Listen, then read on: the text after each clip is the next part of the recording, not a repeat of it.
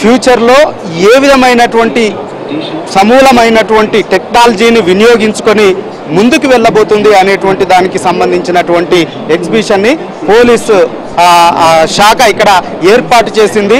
Drones ని ఏ విధంగా ఉపయోగించుకోబోతా ఉన్నారు, అదే విధంగా వివిధ రంగాల్లో ఏ విధమైనటువంటి ఫ్యూచర్ లో క్రైమ్ ని అరికట్టడానికి ఏ విధమైనటువంటి టెక్నాలజీని వినియోగించుకోబోతా ఉన్నారు అనేటువంటి దాన్ని ఇక్కడ పోలీస్ శాఖ ఎగ్జిబిట్ చేస్తూ ఉంది.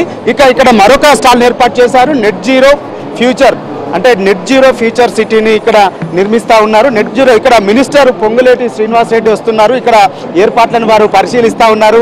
అదేవిధంగా మంత్రులంతా కూడా ఇక్కడికి చేరుకుంటా ఉన్నారు. మరికాసేపట్లోనే ఇక్కడ కార్యక్రమం ప్రారంభమవుతున్నటువంటి నేపథ్యంలో ఒకసారి ఈ నెట్ జీరోకు సంబంధించినటువంటి స్టాల్ను మనం ఏబిఎన్ ఆంధ్రజ్యోతి స్క్రీన్ పైన చూడొచ్చు. నెట్ జీరో సిటీ ఏ విధంగా ఉంటుంది అంటే ఇక ఫ్యూచర్లో కంప్లీట్గా నెట్ జీరో సిటీని నెట్ జీరో సిటీని ఏ విధంగా డెవలప్ చేయబోతున్నారు అనేటువంటిది ఇక్కడ వారు ఎగ్జిబిట్ చేస్తూ ఉన్నారు. అందుకు సంబంధించినటువంటి స్టాల్ ఇక్కడ ఎలక్ట్రిసిటీ డిపార్ట్మెంట్. ఓకే, ఇక్కడ ఈ నెట్ జీరో సిటీకి సంబంధించినటువంటి ఎగ్జిబిషన్ చేస్తూ ఉన్నారు కదా, దీని స్పెషాలిటీ ఏంటి? దీని స్పెషాలిటీ అండి, బేసిక్గా నెట్ జీరో అంటే మనకి కార్బన్ డైఆక్సైడ్ ఇంకా కొన్ని పాయిజనస్ గ్యాసెస్ అన్నీ రిలీజ్ అవుతూ ఉంటాయి. మనము కోల్ కానీ ఇంకా గ్యాస్ బేస్డ్ పవర్ ప్లాంట్స్ కానీ రన్ చేసినప్పుడు. సో ఆ గ్యాస్ బేస్డ్ అంతటిని ఆ కార్బన్ డైఆక్సైడ్ని మళ్ళీ నల్లిఫై చేసి జీరో చేయాలి.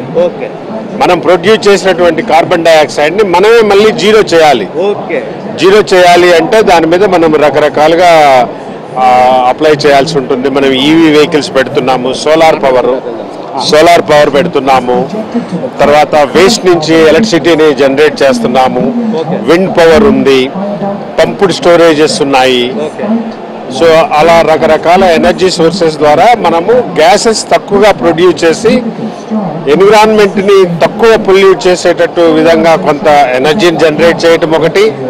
ఇంకొకటి, తప్పని పరిస్థితుల్లో కార్బన్ డైఆక్సైడ్ కనుక జనరేట్ అయితే దాన్ని మళ్ళీ జీరో ఎలా చేయాలి, ప్లాంటేషన్స్ కానివ్వండి, ఈవీ వెహికల్స్ కానీ ఇలా రకరకాలుగా. సో ఆ సిస్టంలో మనం దీన్ని నెట్ జీరో సిస్టమ్ అని అంటాం. ప్రజలకు తెలిసే భాష ఇది.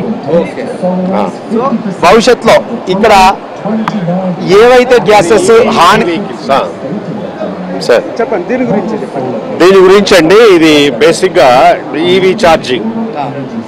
మనం 400 kilometer single charge with blade battery technology.